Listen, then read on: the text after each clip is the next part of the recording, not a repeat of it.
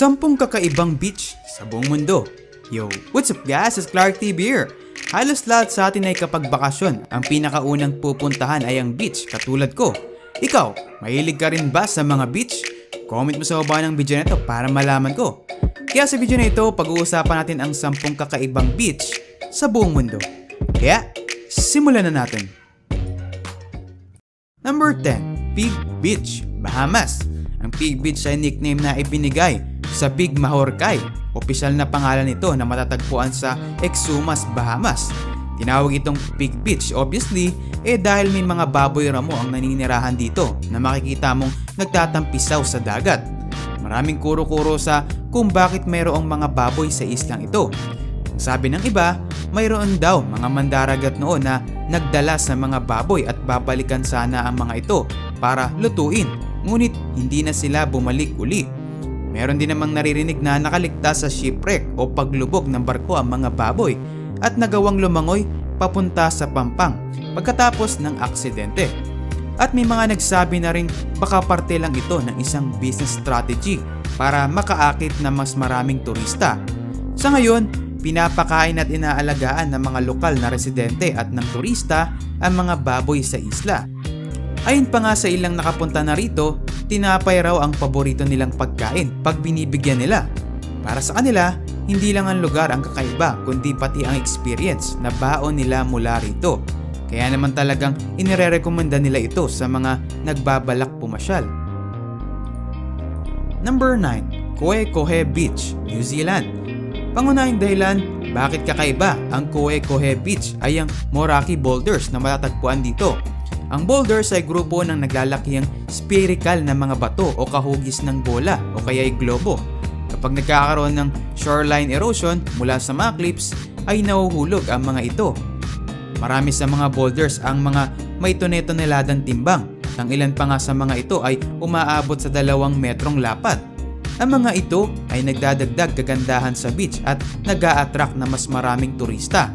Lalo pat perfect ito for photoshoot, mapasolo man, couple, or with barkada and family. Number 8, Panalo Beach, Hawaii. Isa sa mga paborito ng mga tao tungkol sa Hawaii ay ang natural na kakaibang kulay ng buhanging beach dito. Halimbawa na lang ay itong Panalo Beach, ang pinakasikat na black sand beach sa Hawaii. Ang black sand beaches ay nabuo mula sa pinagsama-samang maliliit na bahagi ng laba. Pero hindi lang mga tao ang gusto sa black sand beach na ito, kundi maging ang Hawaiian open sea turtles na tinatawag ring Honu. Dahil din ito sa kakayanan ng black sand na i-hold, i-keep o i-retain ang init sa paligid. Bukod sa black sand, pagsa-sunbath o picnic kasamang barkada o pamilya ay isa ang mga Honu sa dinadayon ng mga turista sa tuwing pumupunta rito. Number 7, Hot Water Beach, New Zealand. Kung may bala ka naman bumisita sa New Zealand anytime soon, hindi mo dapat makaligtaan ang hot water beach na to na matatagpuan sa The Coromandel. Ilang metro lang ang layo mula sa Pacific Ocean. Pwede kang magukay ng tinaguriang hot water beach na ito para sa instant spa pool ala hot spring. Tuwing low tide, anuman ang season o lagay ng panahon, ay makikita ang kumpol-kumpol na mga tao sa isla na abala sa pag-ukay o di kaya pagtatampisaw mismo sa maliit nga na pool kung saan umaabot hanggang 64 degrees Celsius ang temperatura ng tubig. Tamang-tama para sa 15.2 degrees Celsius average temperature sa The Coromandel. Swak din ang hot water beach for surfing pero medyo delikado paglangoyan lalo na sa mga bata dahil malalakas ang currents ng hot water beach. Number 6, Scala del Turci, Italy. Ang Scala del Turci ay isang napakalaking bato kung saan sa taas nito ay tanaw mo na ang dagat. Ito ang the most visited tourist attraction sa probinsya ng Agrigento dahil sa signature white cliffs nito na mistulang hagdanan. Kailangan mong akyatin ito para masilayan ng magandang kulay ng dagat with contrast of blue. Walang admission fee sa beach na to, kaya nga lang ay malaki-laking budget ang kakailanganin mo sa pamasahe. Best spot ito para sa pagmumuni-muni o para sa iyong me time o pagkakataong mag-reflect sa buhay. Number 5, Boulders Beach, South Africa. Para sa susunod, nakakaibang beach ang nag-iisang lugar sa mundo kung saan maaari kang makalapit at makisalamuha sa African penguins. Tinatayang nasa 2 hanggang 3,000 na lang ang populasyon ng African penguins at nanganganib ng maubos dahil sa matinding polusyon at pagkasira ng kanilang habitat o tirahan. Sa ngayon, malaking tulong ang boulders para sa kanila.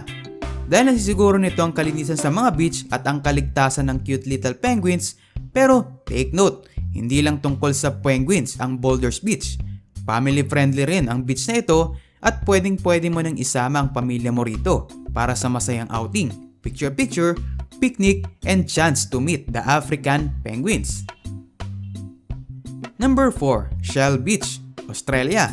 Hilig mo ba mangolekta ng shells noong bata ka o baka naman hanggang ngayon? Pwes, dito ka dapat magpunta sa Shell Beach dahil siguradong hindi ka mauubusan ng shells. Maliliit man pero hindi ka na mahihirapan maghanap dahil walang buhangin dito at puro shell lang ang buong Snow White Beach na ito na makikita sa lawak na 70 kilometers at hanggang sa lalim na 10 kilometers. At alam mo ba na dati ay ginagamit pa ang mga shells na ito sa paggawa ng makasaysayang mga gusali gaya na lamang ng Old Pearler Restaurant. Number 3. Yams Beach, Australia. Ang Yams Beach ay isang village sa tabing dagat na matatagpuan sa New South Wales, Australia at hindi tataas sa 150 na bilang ng mga tao ang nakatira rito. Ito ang pinakakilalang white sand beach sa Jervis Bay. Title holder din ang Yams Beach bilang whitest sand beach in the world. Kung mabibisita ka rito ay marami kang ibang pwedeng gawin. Pwedeng umupo lang, pagmasdan ng tanawin at nakamamanghang ganda nito. At siguradong hindi malabong malilimutan mo ang mga problema at maaalis ang stress pansamantala. Pwede ka rin namang maglakad-lakad kahit pa mula sa mga kapitbahay nitong beaches o di kaya mag-dolphin watching tour o manood ng mga dolphins. Kalmado, malinaw at malinis din ng tubig dito kaya may enjoy mo rin mag-swimming at mag-snorkeling. Number 2. Glass Beach, Cali, USA. Pinangalanan ang kilalang beach na ito na Glass Beach dahil sa mga piraso ng colorful glass na matatagpuan dito. E paano nga ba napadpad ang mga yon sa beach na ito? Dati kasi, tambakan ng basura ang lugar kaya naipon ang pira-piraso at basag-basag na mga bote na ngayon ay itinuturing na munting kayamanan dahil sa naaaliw nito ang mga turista. Kung nagbabala ka naman na kumuha ng isa sa mga colorful glass na ito, ay huwag mo nang ituloy dahil illegal o ipinagbabawal ang ganong gawain sa Glass Beach. At kung explorer ka naman at ang iyong nakababatang kapatid o chikiting, pwede mo silang dalhin dito basta't masiguradong mababantayan mo sila ng maigi. Number 1. Hidden Beach, Mexico. Ang La Playa del Amor o mas kilala sa tawag na Hidden Beach of Marietas Islands ay resulta ng military test ng mga Mexico noon. Ito ay isang kakaibang underground beach na matatagpuan sa loob ng crater sa isa sa mga isla. At bakit nga ba Hidden Beach ang tawag dito? Yun ay dahil kapag tinignan ito mula sa itaas ay invisible ito o hindi nakikita. Kahit pakilala sa iba't ibang bahagi ng mundo dahil sa tulong ng internet, mahabang panahon nang hindi napapakilaman ang Hidden Beach at hindi rin ito basta-bastang mapupuntahan ng kahit na sino man. At trivia, meron ding tinatawag na Hidden Beach dito mismo sa Pilipinas. Yun ay matatagpuan sa El Nido, Palawan at binansagan ito ng isang kilalang travel agency bilang the most beautiful beach in Asia noong 2018. Sa top 50 list na yun ay napabilang din ang iba pang 8 beach sa bansa tulad ng Guyam White Sand Beach sa Siargao na pang 13, Palawi Beach sa Cagayan pang 22, Karamuan Island Beach sa Camarines Sur na pang 29 at marami pang iba. Ikaw, kung mapupuntahan mo ang isa sa mga beach na ito, ano ang pupuntahan mo at bakit? Comment mo sa baba ng video na to at share mo naman yung masasabi mo at opinion mo dyan sa comment section. Pero kung ako tatanungin, ang bala kong puntahan ay ang Hidden Beach dahil sa ganda ng itsura at kakaiba ng beach na ito. Ikaw, anong beach ang gusto mong puntahan? Comment down below. Kaya make sure na check mo din ang isa sa mga video ko na ito na sigurado kang mag-enjoy ka at click mo na rin ang bilog na ito para makasubscribe ka at lagi kang updated sa mga bagong videos na may malulupet na kwentong katulad nito at kwentong misteryo. So once again, this is Clark TV and I will see you guys on my next video. Peace out!